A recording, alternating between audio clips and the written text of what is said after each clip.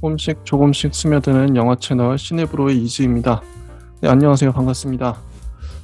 포비님께서 개인 사정으로 좀 한동안 쉬실 것 같아요. 직장인에 비해죠. 네, 어쩔 수 없지만 그동안은 제가 혼자라도 진행을 하기로 했습니다. 이번 주도 역시 히치콕 특집으로 진행이 되는데요. 저희가 이번에 다룰 소설이 아니라 영화는 스킨 게임이라는 제목의 영화입니다. 1931년작이고요. 이 작품에 히치콕 감독님은 각색자와 감독으로 참여하셨고 시나리오는 알마 레빌이 맡았다고 합니다. 알마 레빌은 이제 히치콕 감독님의 그 배우자이죠. 존 골즈워디의 희곡이 원작이라고 하고요. 스킨 게임이라는 단어가 속임수라는 뜻이래요. 그리고 출연자들을 보면 이게 이제 두 가문의 이야기예요. 두 가문이 서로를 좀 속이는 그런 내용인데, 일단 힐크리스트 가가 있고 홈블러워 가문이 있습니다. 힐크리스트 가의 힐크리스트 역할, 힐크리스트는 그 힐크리스트 가를 설명을 하면 전통적인 그 땅 지주예요. 이 땅을 지키는, 우리 땅을 지켜야 한다. 우리 고장을 지켜야 된다. 이런 신념을 갖고 있는 그런 가문이고, 홈블러워 가는 외부에서 들어온 외지인이죠. 신흥 부자라고 할 수 있을 것 같아요. 그 자본가이고 공장을 세우려고 합니다. 이 땅에. 그러니까 힐크리스트는 그게 못마땅한 거죠. 감히 우리 땅에 이 아름다운 곳에 공장을 세우려 하다니. 그리고 홈블러워는 또 그게 또 나름 또 힐크리스트가 못마땅한 거죠. 내가 내 돈 갖고 공장 세우고 이 지역 발전을 이뤄가겠다는데 네가 무슨 상관이냐. 그래서 미스터 힐크리스트는 CV 프랑스라는 분이 맡으셨고요.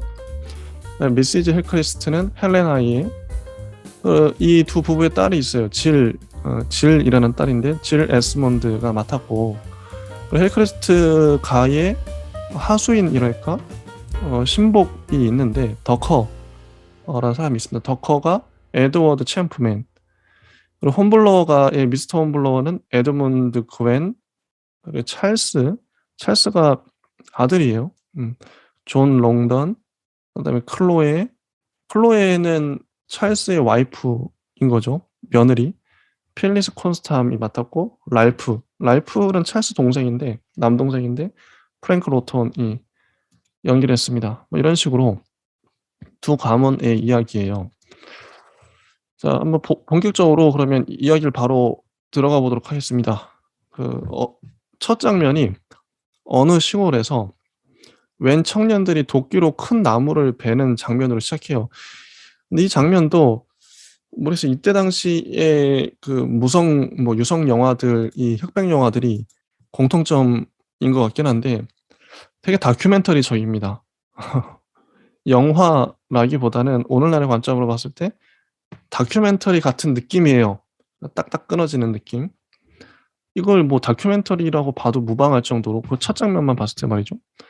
나무를 베는 장면으로 시작하고, 그 다음 이제 장면이 한 여성이 말을 타고, 이 여성은 질이고 힐크리스트 가문입니다. 한 남성은 차를 타고, 이 남성은 롤프인데 홈블러워 가문이에요. 대화를 합니다. 상징적이죠? 차를 타고 대화하고 말을 타고 대화한다. 이 가문 자체를 나타내고 있어요. 전통적인 힐크리스트는 말을 타고 있고, 전통적 이제 신흥 부자, 도시에서 온 이 홈블러워 가문의 이 남성은 차를 타고 있죠. 대화를 하는데 롱메도우의 나무를 베는 것을 두고 논쟁을 해요. 우리가 방금 첫 장면에 봤던 롱메도우는 힐크리스트가 홈블로어에게 판매한 땅입니다. 홈블로어는 롱메도우에 나무를 베서 공장을 지으려 하고 힐크리스트는 아름다운 자기 고장, 자연을 지키고 싶어 해요. 이 두 가지 욕망이 충돌하는 거죠. 그리고 이 탈것의 차이는 두 집안을 상징적으로 보여줍니다. 여성은 위에서 아래를 내려다보고 있어요. 말을 탔으니까요. 남성은 차에서, 그러니까 아래에서 위를 올려다봅니다. 여성이 남성보다 도덕적으로 우위에 있어요. 힐크리스트 가가 홈블로어 가문보다 도덕적 우위에 있죠. 그걸 이렇게 화면으로, 이 구도로 상징적으로 보여주는 거예요. 자, 이 여성이 음, 있는데 남성이 롤프가 질에게 이 땅의 주인이라는 생각을 갖고 있느냐? 너희 어머니가 우리 집에 한 번도 안 왔다. 너희는 우리 가족을 다 싫어한다. 이렇게 물어요. 그러니까 질이 말을 하죠. 우린 엘리자베스가 있었을 때부터 여기 있었고 이곳이 망가지는 건 두고 볼 수가 없다. 이렇게 말을 합니다. 그러자 롤프가 너는 망가뜨린다고 하지만 우린 발전이라고 생각해. 우리 아버지는 머리가 좋으시고 어머니가 돌아가신 후로 아버지는 우리밖에 없어. 모든 건 우리를 위해 하는 거야. 약간의 영향력을 행사하실 권리가 있다. 공정해야지. 이렇게 말합니다. 사람이 공정해야 한다. 그러니까 질이 말하죠. 나는 공정해. 하지만 모두가 만족했으면 좋겠어. 너무 밀어붙이고 있어. 이렇게 말하죠. 그러니까 롤프가 이 일로 우리 사이가 멀어질까? 이렇게 물어요. 그러니까 질이 모르겠다고 하죠. 그 두 집안의 자녀들이 이렇게 다투는 것처럼 보이지만 사실 둘이 호감이 있고 친합니다. 로미오와 줄리엣 같은 느낌도 들어요. 두 가문이 싸우는 바람에 그런 두 집안이 앙숙인데 그 두 집안의 또 자녀들은 또 서로를 좋아하고 호감이 있는 거죠. 이렇게 말을 하다가 서로 반대편으로 헤어져서 제 갈 길을 갑니다. 자, 이 두 집안의 아들과 딸이 두 집안의 감정과 논리를 대변하고 있죠. 음. 그 외부에서 들어온 부잣집 공장 주주 홈블로어 집안은 전통적인 이 땅의 지주인 힐크리스트 집안에게 감정적인 응어리를 갖고 있어요. 노골적으로 자기 집안을 싫어할 거라고 추측하죠. 음. 이 추측은 맞기도 합니다. 공장 건설과 개발에 대한 그 시각차, 견해차가 문제의 원인인데 1931 년작인 걸 감안해 보면 당시는 근대화가 한참 진행되던 시절이라서 1931 년에 특히나 공장도 많이 세워지고 그랬겠죠. 자연 파악이 많이 되고 조상대대로 살아온 내 고향, 아름다운 자연을 훼손하는 걸 아마 전통적인 땅 지주들은 두고 보지 못했을 거예요. 반면에 자본을 갖고 있는 난개발을 통해서 공장을 지어 이윤을 창출하는 데 전력을 쏟았던 자본가들 꽤 있었을 겁니다. 이 두 세력이 자본가와 이 지주 가 충돌하는 일이 잦았을 거예요. 사회 문제였겠죠. 그런 사회 문제를 이 영화는 잘 다루고 있다. 아. 홈블로어 가문의 논리는 홈블로어는 자본가죠. 어쨌든 이 땅은 내가 내 돈 주고 샀으니까 내 땅이고 공장을 짓는 건 망치는 게 아니라 발전이란 거죠.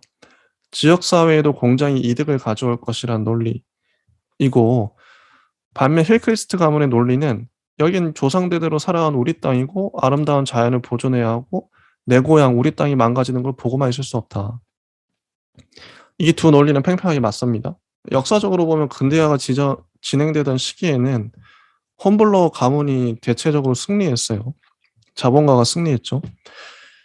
근대화 때문에 자연이 훼손되고 환경 보전이 중요해진 요즘 최근에 들어서는 힐크리스트 가문, 전통적인 지주, 자연을 보호해야 한다가 다시 인제 이기고 있는 추세인 것 같아요. 어쨌든 영화에서는 이 두 집안의 아들과 딸이 헤어진 직후에 그 여성 질이 말을 타고 울창한 숲 한가운데로 천천히 조용히 걸어가는 장면을 카메라는 정중앙에서 말 뒷모습을 비추면서 꽤 오랫동안 보여줍니다. 새소리만이 잔잔하게 들릴 뿐이죠. 이것도 되게 상징적인 장면이에요. 자연스러운. 반면에 아까 그 남성 롤프, 홈블러가의 롤프는 대저택으로 들어갑니다. 요란하고 시끄러운 자동차 엔진 소리가 부각되죠. 이런 대비를 보는 맛이 있습니다. 이게 이제 첫 장면이었고요. 그다음 장면이 홈블러의 자동차를 가로막는 양떼들이 나와요. 아직 이곳은 시골이니까요. 양떼가 빨리 지나가라고 홈블러가의 운전기사는 소리를 지릅니다. 크락션이 울리고 거친 말이 오고 가고 사람들은 웅성이고 양떼는 울부짖고 어디선가 개도 멍멍 짖어요. 요란하고 정신없죠. 이런 소란을 일으키는 장본인이 홈블로어의 차주임을 카메라는 의도적으로 여러 번 비추죠. 그래서 카메라가 응시하는 곳, 그리고 감독이 마음을 두는 곳은 홈블로어가 보다는 힐크리스트 가문이다. 인 걸 알 수가 있죠. 이 장면만 봐도. 어디로 마음이 기울어 있는지. 자, 홈블로어는 아까 요란을 떨었던 그 차를 타고 세입자를 내쫓으려고 세입자와 논쟁 중입니다. 이 나이 든 부부예요. 근데 재밌는 게 끊임없이 말이 오고 가거든요. 근데 이 사람들이 정작 보이지가 않아요. 말하는 사람들은 어딨지? 나레이션만 들려요. 근데 집 밖의 풍경과 집 밖에서 서성이는 기사 아저씨만을 보여주죠, 일부러. 이들이 논쟁하는 말들은 오직 나레이션으로 처리가 됩니다. 소리만 들려요. 그럼 이렇게 화면을 보여주면 관객들은 온전히 대사에만 집중하게 됩니다. 힐크리스트 씨가 이 땅을 홈블러에게 넘길 때 자신들을 내쫓지 않는다는 조건을 붙였다고 나이 든 부부는 주장하죠. 홈블러는 내일이 커지면 우리 사회도 발전하는 거라면서 5파운드를 주겠다.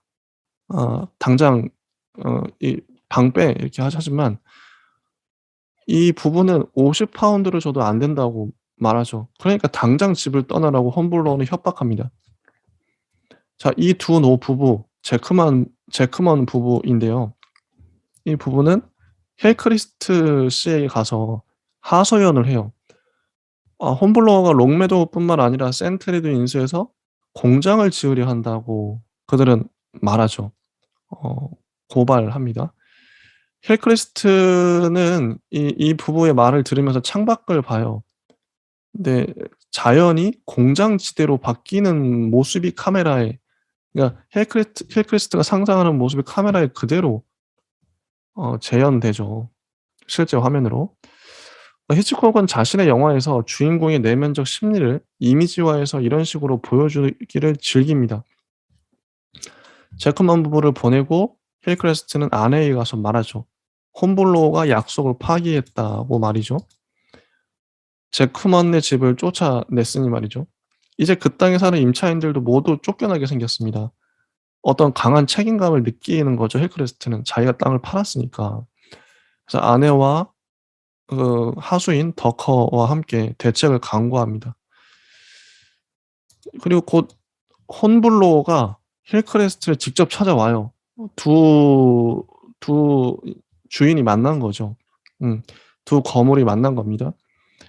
홈블러는 힐크리스트가 지팡이를 짚고 다니는 걸 보고 통풍이냐, 통풍이냐 이렇게 비아냥 거리는 거죠.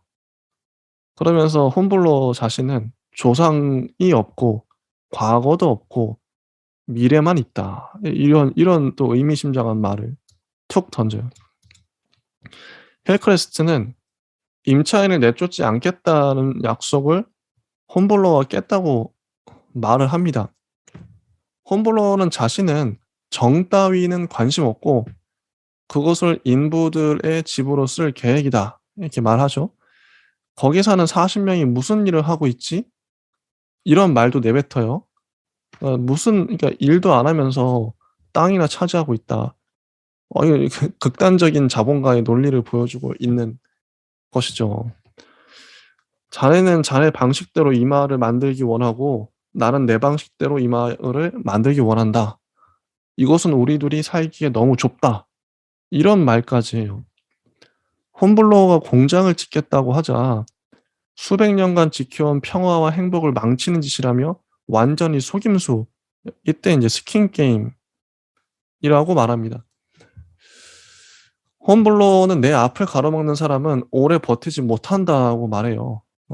그리고 홈블로어는 힐크레스트에게 자기 며느리를 만나 봤냐면서 난 예배실도 있지만 싫어하고 뭔가를 만들어서 팔아도 싫어하고, 그러니까 이 싫어하는 주체는 힐크레스트죠. 야, 내가 예배실이 있는데 니들은 날 싫어하고 뭔가를 만들어서 팔아도 싫어하고 내가 땅을 사도 싫어하고 내가 뭘 해도 싫어한다, 이런 얘기를 하는 거죠.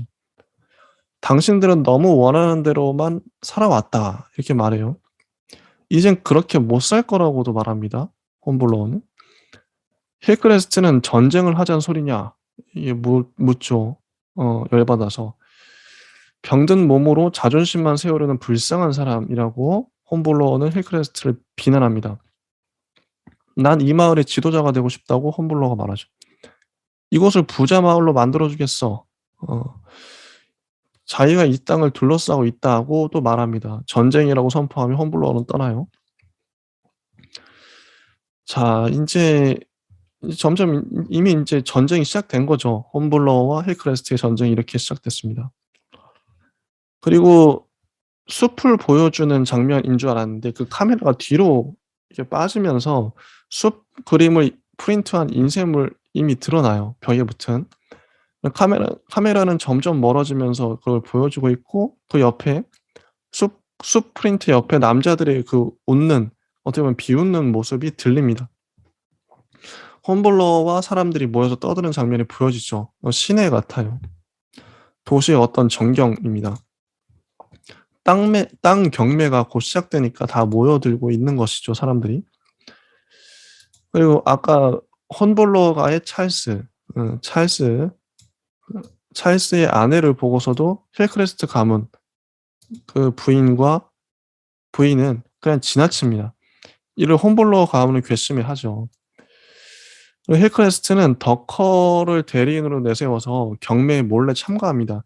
이 땅 경매에서 둘의 욕망이 겹치는 거죠.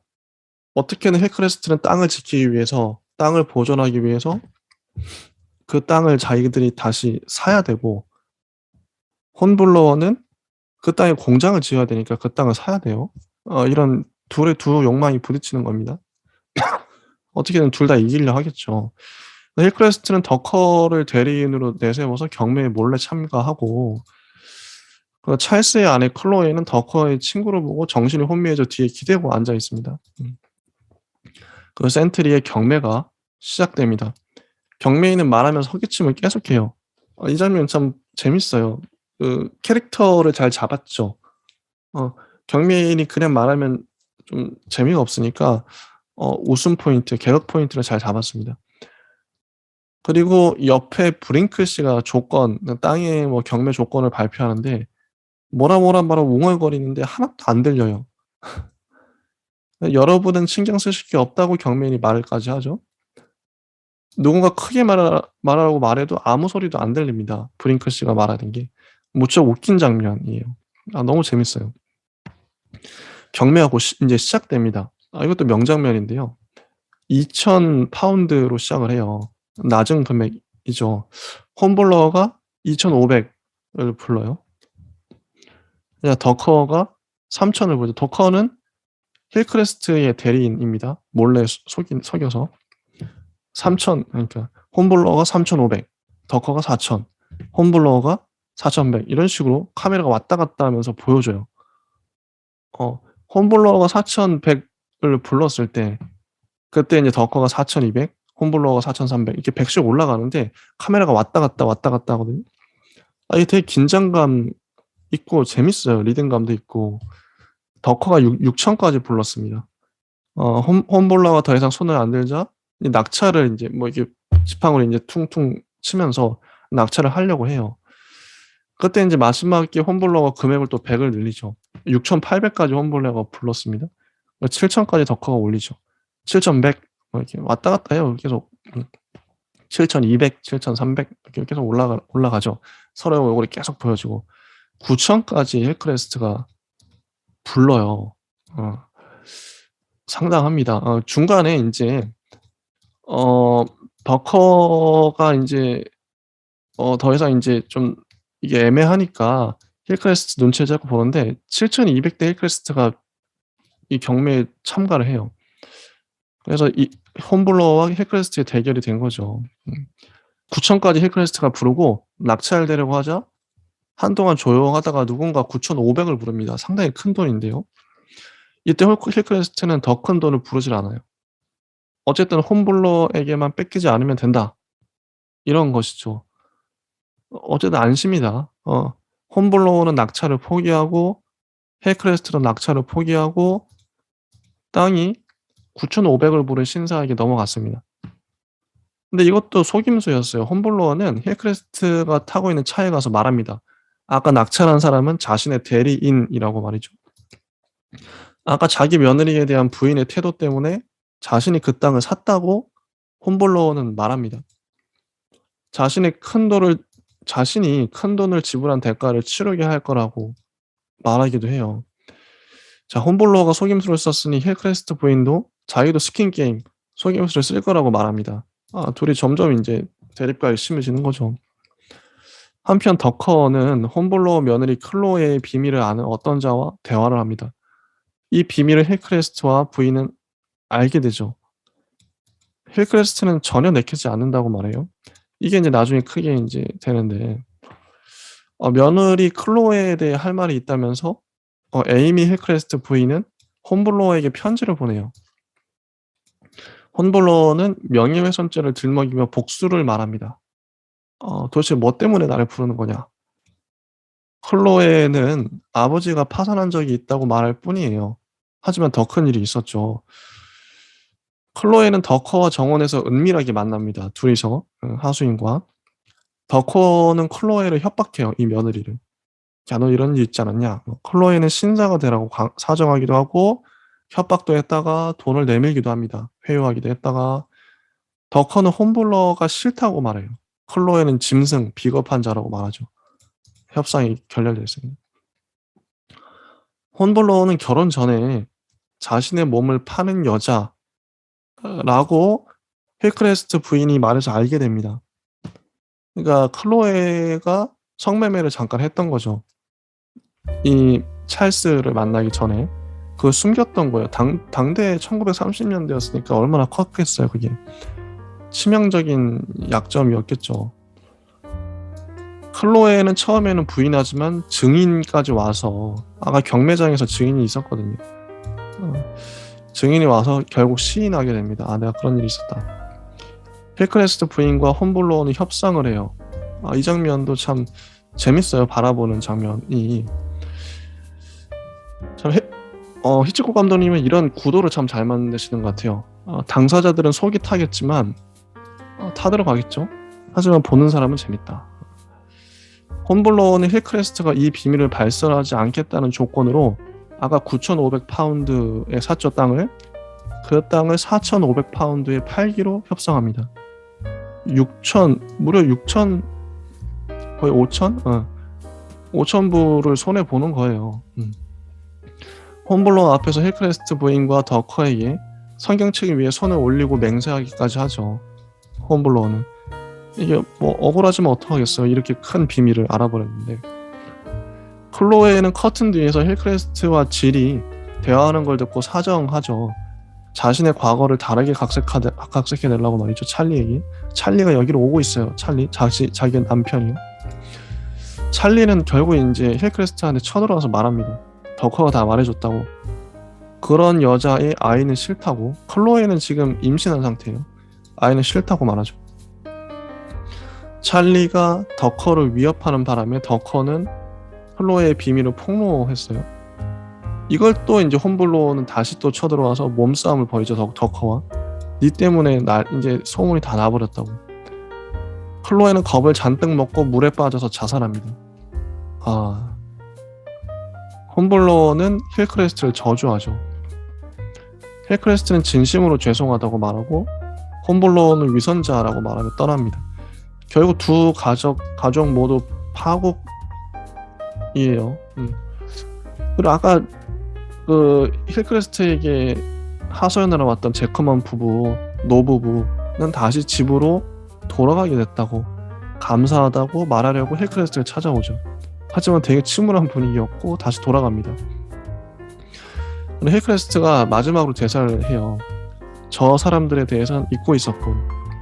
싸움을 하면 뭘 잊게 되지? 자기 자신을 잊게 돼. 아무리 초보자라도 이런 속임수 게임으로 끝을 맺게 되지. 이 싸움을 시작할 때에는 우리는 문제를 해결하려고 했어. 이제 해결되었나? 자기 자신을 잃어버렸는데 무슨 일이 가치가 있을까? 이런 의미심장한 대사를 하죠. 자기 자신을 잃어버렸는데 무슨 일이 가치가 있을까? 그리고 거대한 나무가 쓰러지는 장면으로 영화는 끝납니다. 이게 이제 스킨 게임의 전반적인 스토리예요.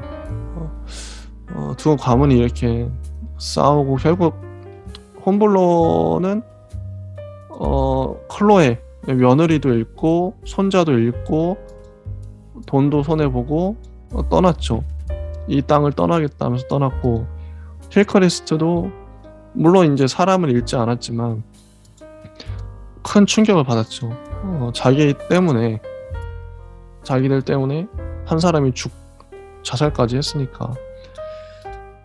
이 스킨 게임을 하다가, 그러니까 속임수를 쓰다가 이렇게까지 돼버렸어요. 씁쓸하죠. 씁쓸하고. 잘 만든 영화다. 좀 흥미진진하게 봤었죠. 좋은 영화라고 생각을 합니다. 일단 스킨 게임은 여기까지 하고요. 또 다음 시간에 또 찾아뵙도록 하겠습니다. 예, 감사합니다.